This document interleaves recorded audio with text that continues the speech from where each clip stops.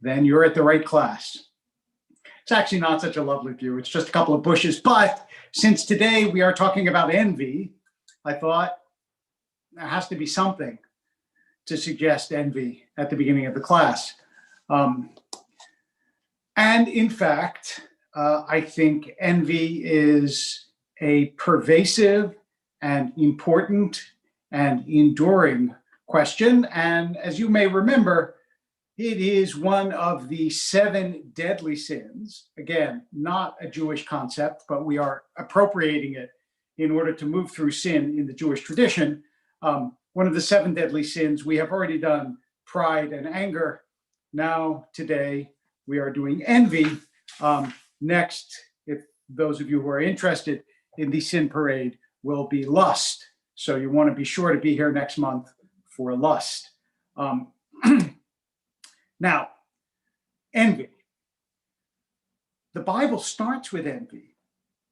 I guess the very beginning, the initial sin is more pride, but pride in the Bible is actually a little bit tied up with envy, because what the Nachash, what the snake says to Eve is, God is afraid you'll eat from the tree and be like the gods, implying that God is going to be envious of Adam and Eve, or is jealous, and we'll talk about that distinction in a minute, of God's own privileges.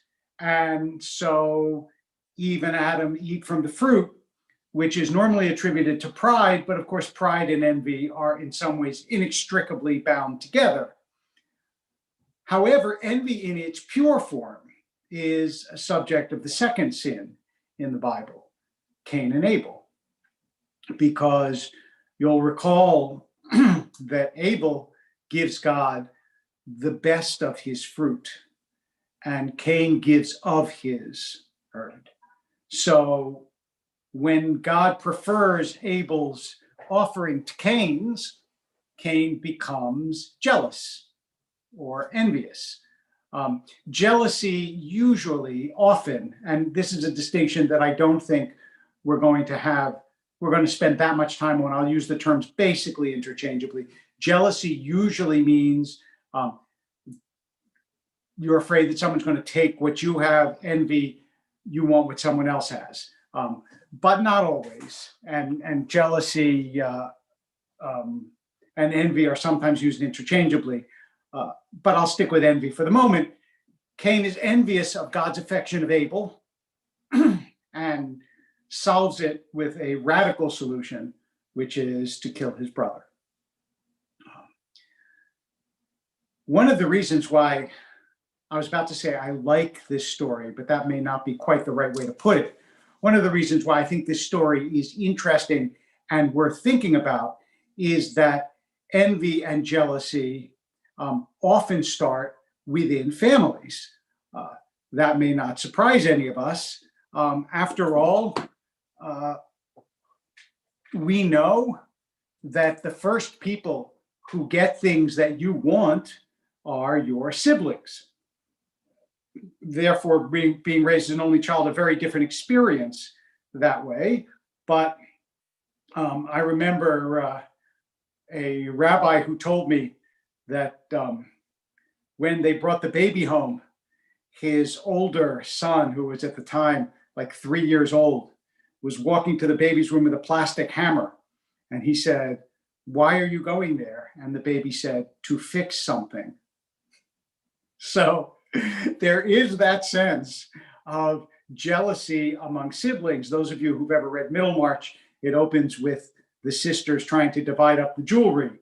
And even though one of them actually is unconcerned about the jewelry, nonetheless, the current of jealousy and or envy is always there in sibling relations. If you're old enough to remember the Smothers Brothers, mother always liked you best.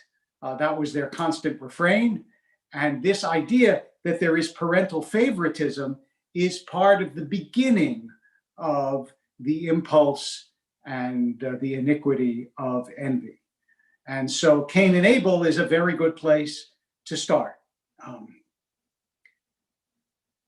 The problem in part with envy is that you cannot be so gifted by life that there is nothing to envy. That is, envy is one of those things that is possible for everyone to feel. No matter how much you have, you can always envy something that someone else has. Shakespeare, in one of his sonnets, writes, desiring this man's art and that man's scope, with what I most enjoy, contented least. Well, if Shakespeare envies someone else's art and someone else's scope, that is the breadth of their learning or illusions or the capaciousness of their mind, what are the rest of us mere mortals supposed to do? How are we supposed to get through the world without envy? When in fact, if you read the stories of artists and writers and musicians, you find that envy and enmity, that is dislike, are universal. They exist all over, all the time. And it is very, very, very hard to find a field or an individual free of this. Now, is it a sin to envy someone?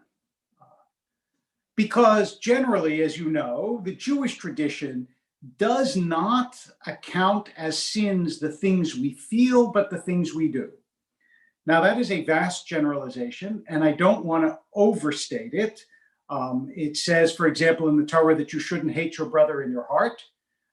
And it's not as though Judaism does not pay attention to what goes on inside of you, even though it is more concerned with what you do than with what you feel. That is certainly true. Nonetheless, envy as a sin can be thought of as something that almost invariably leads to action. It's very, very rare to envy someone and for it not to have some influence on your conduct.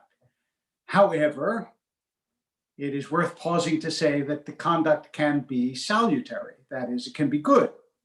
Kinat sofrim marbeh chokhmah. The jealousy of scholars increases wisdom. And here, let me tell you a lovely story to that effect. When I was in school to be a rabbi, rabbinical school at the Jewish Theological Seminary, one of the greatest Talmudists of our age, David Weiss Halivni, was teaching a Talmud seminar at Columbia. So even though I was not a student at Columbia, I knew he was teaching that seminar. He had taught at the seminary. So I went to him and asked him if I could sit in on the seminar, and he was kind enough to give me permission. He basically said, if you can keep up, you can sit in. So it was a wonderful year.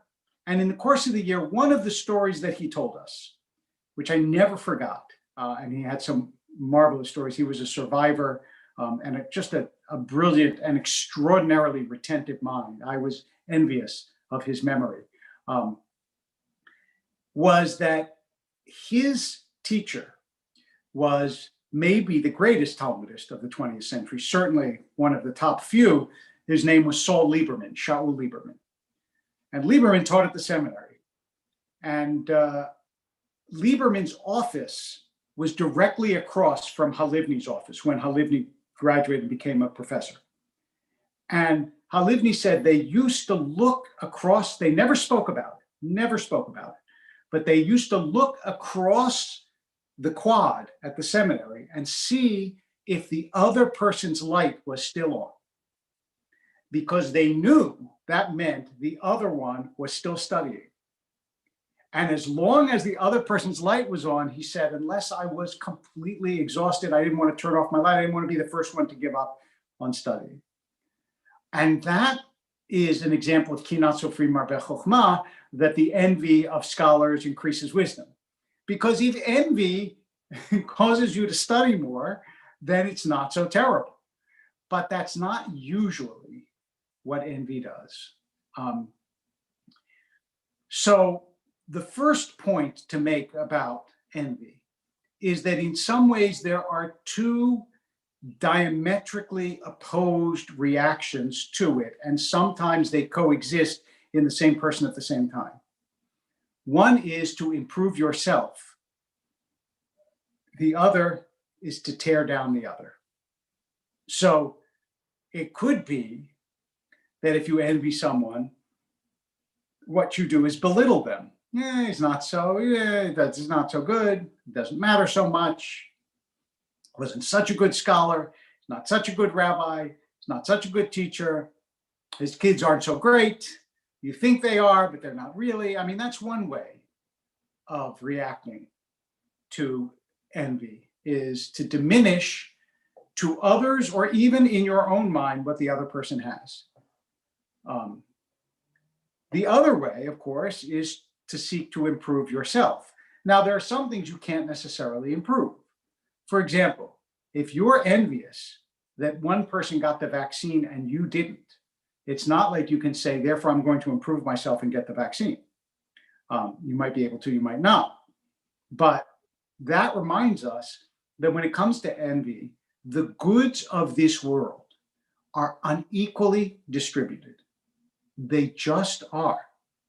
And that is the reality of life. Now, that can cause tremendous resentment, because why should this person, who after all is a no-goodnik anyway, be rich and live long and all of that?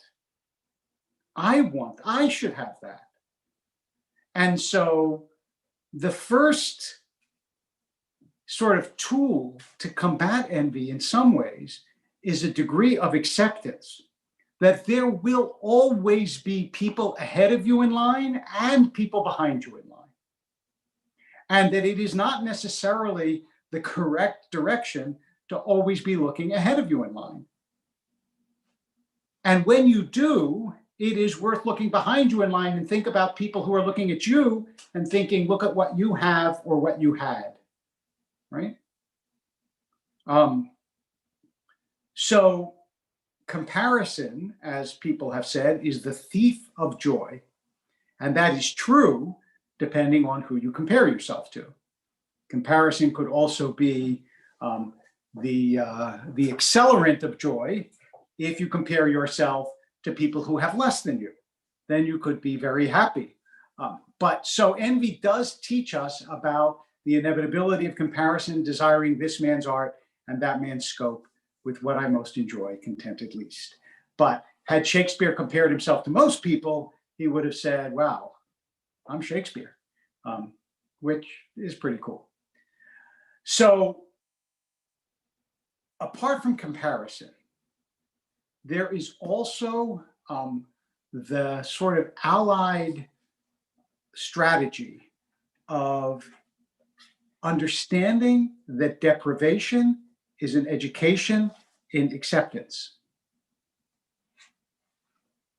And that acceptance of difficulties, of shortcomings, is essential to the health of the human person. And that envy generally, like a lot of things, injures the envier far more than the envied. That it doesn't hurt, I don't know, a movie star that I envy them. But if it eats away at me, then it makes me more unhappy and more miserable. And a third strategy is to recognize that that which you envy, since you don't possess it, you don't know actually whether having it would make you happy or not. I mean, this is one of the paradoxes that I think is almost insoluble in human nature. We look at people who are famous and they don't seem more happy than people who aren't.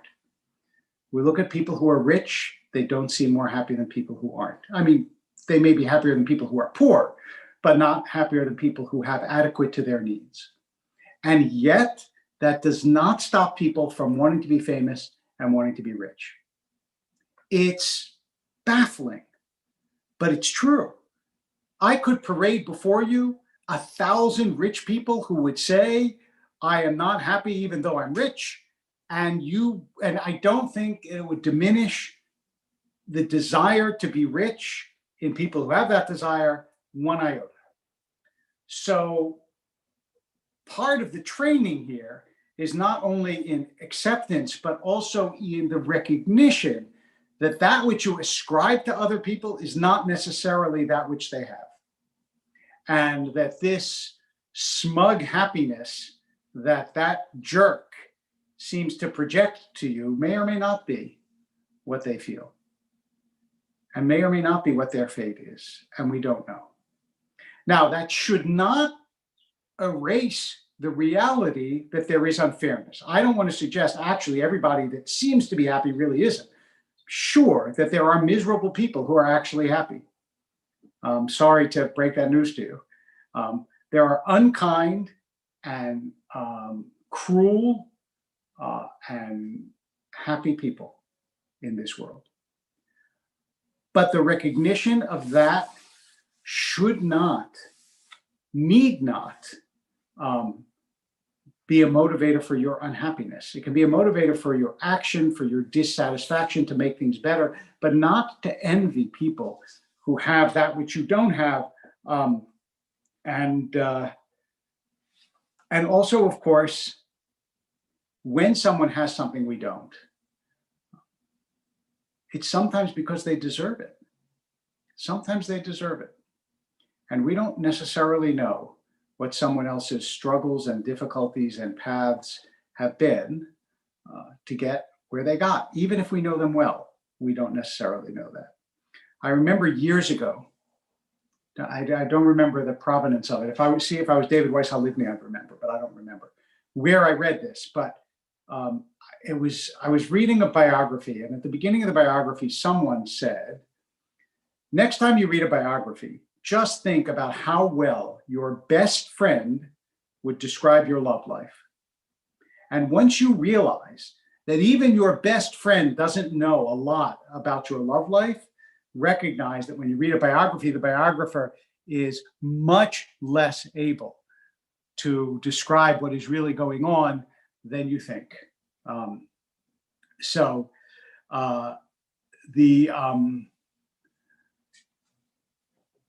The reality here is that it is very hard to see inside of other people. Now, let me say something about capitalism. And by the way, I'm looking at all the comments. The one from Joshua Cohen, that's for another time. That's maybe for the Torah class when we get to the Exodus, but not discussing miracles in the Torah right now.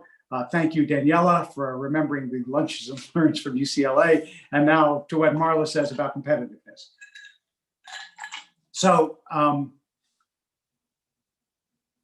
capitalism relies to some extent on, if not envy, then whatever is akin to envy.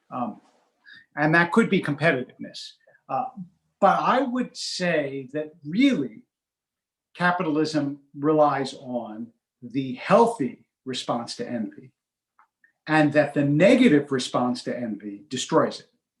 That is, if you see a successful business and what you try to do is to destroy the business because it's a successful business, then obviously that's the negative response to envy. If you see a successful business and therefore try to create one of your own, to outdo them by creating a better product, that's the positive response to envy. And a healthy competition, not the kind that, not the kind that tackles to injure, but the kind that tries harder to win, that is essential to a capitalist system and might be born in envy, but is not born in an envy that is ultimately destructive. It's born in an envy that is ultimately productive. And so, there is no question, though, that capitalism relies in part on the idea which we've spoken about before, although you will not find this in Adam Smith, but you'll find it in the Talmud. So in the Talmud, the rabbis capture the Yetzer Hara, the evil inclination in human beings, because according to the rabbis, every person has a good and an evil inclination. So in the Talmud, they capture the evil inclination and they tie it up. I mean, obviously, this is mythological. And then not a house is built and not an egg is laid. In other words, the evil inclination is essential for productivity in the world in all its forms.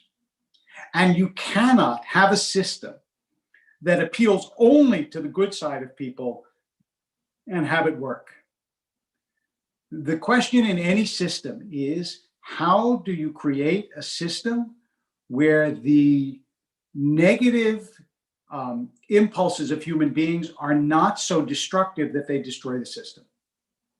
That's why over and over and over again, I am convinced people estimate things being much more easily done than in fact they are, because to create a system, you have to account for both the incompetence and also the venality of a lot of human impulses. And that's true for every human being. It says in Kohelet, in Ecclesiastes, there's no one so righteous that they never sin. And that was thousands of years ago, and things have not changed much. So, C.S. Lewis has a book, the title is taken from a poem by Wordsworth, Surprised by Joy. I don't know if you know that poem, Surprised by Joy, Impatient as the Wind. Well, surprised you may be by joy, but don't be surprised by sin. Sin is, so are there models of people in the Bible who accept envy in a healthy way? Steve asks.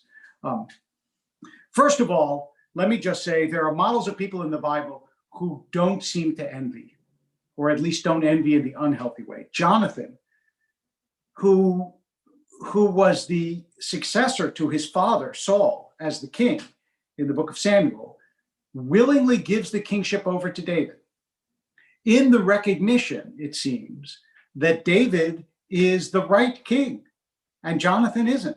Jonathan doesn't have the qualities to be king, but David does. So there is that. There is, I think, it's hard to know who feels envy in a positive way, but it would seem as though maybe you would say there is some among the tribes in which they fight together, but they also in some ways try to outdo each other. I'll have to think about other examples, but there clearly are examples of people who put their envy aside in favor of other things and help each other. Naomi, who can no longer have children and who has lost both of her sons, helps her daughter-in-law Ruth find Boaz, find a husband, and have a child. So there, you would think, well, maybe she would just envy her, but she aids her in order to have a child, and that may be an example of envy working in a positive way. At least off the top of my head, that's what I can think of. But I think that part of what we should be talking about is that the society we live in promotes envy. Social media promotes envy. You are supposed to show yourself doing things and having experiences that other people will envy. And if people envy you, it's considered in some ways a success. Obviously, there's a great deal of unhealthiness to this. And part of the reason that it is so unhealthy is that it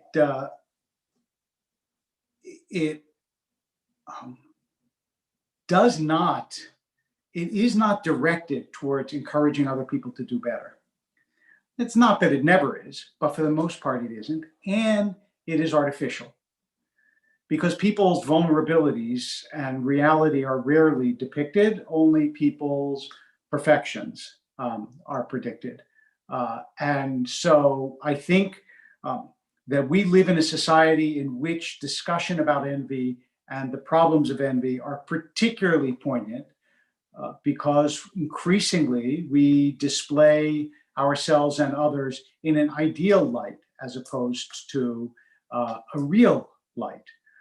And when I say a real light, just as an example of this, when I started doing videos, which is now what, March, I mean, coming up to a year of COVID videos things, the comments that I would always get were, you need this kind of lighting, that kind of lighting, you should look better with this, you should look better with that. In other words, the presentational mode has taken hold so powerfully because we see each other on screen all the time that that to show yourself in the best possible light is something that everybody is inured to, is trained to from very, very young. Lynn asked about jealousy and envy. I did talk about that at the beginning of the class for a while. I'll just say very quickly, generally, jealousy is thought of as that which you want to get something that someone else has, and envy is thought of as someone else has something that you want. Or rather, jealousy is someone wants something that you have, envy, you want something that someone else has. But there are different definitions of jealousy and envy. And remember that when we use words like that, it's not like they have objective definitions in the world. It depends how you use them, what meanings they have. But generally, that's the difference. So Othello is jealous because he thinks someone's trying to take Desdemona, right? And he kills out of jealousy. Whereas Iago is envious, it seems, even though Coleridge says that Iago just has motiveless malignancy. But it seems like Iago is envious of Othello, and that's why he plants the handkerchief and makes Othello think that Desdemona is cheating on him. And if you don't know what I'm talking about, just go back and read Othello by Shakespeare, one of his great plays, or watch the movie with Laurence Olivier playing Othello. Either one will give you the plot, or Wikipedia it. That will also give you the plot. Nonetheless, that's the distinction with jealousy and envy. And in the Torah, it seems pretty clear that envy is part of what, for example, motivates Miriam and Aaron to gossip about Moses' wife. Why should they gossip about Moses' wife unless they have some resentment that Moses is the one who's always going up and talking to God? Why aren't they? Aaron is his older brother after all. And isn't that what's supposed to happen? The younger brother usurping the older brother is a case of envy with Isaac and Ishmael, with Jacob and Esau, and with Joseph and his brothers. Joseph, they hate Joseph. They envy him because his father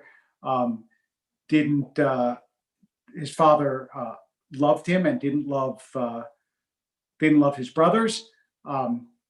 And so all of this is a way of the Torah's depicting envy, I think, as a negative emotion.